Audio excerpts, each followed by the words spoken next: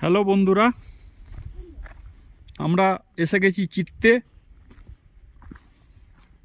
তো দেখো বন্ধুরা,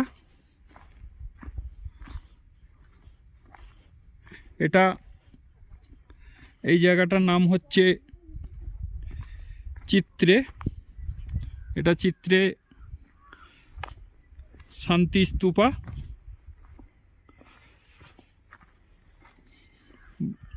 আর সামনে আছে চিত্তে মনাস্ট্রি।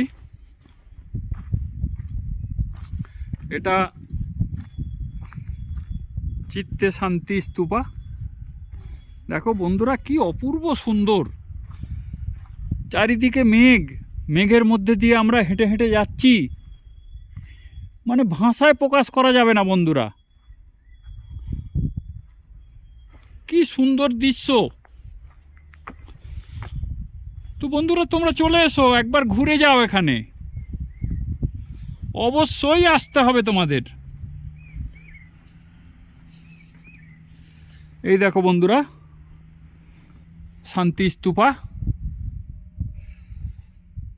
এটা যারা বৌদ্ধ ধর্মাবলম্বী, যারা বৌদ্ধ ধর্মে বিশ্বাসী, তাদের এই সব জিনিসগুলো খুবই গুরুত্বপূর্ণ, কারণ তারা এগুলোকে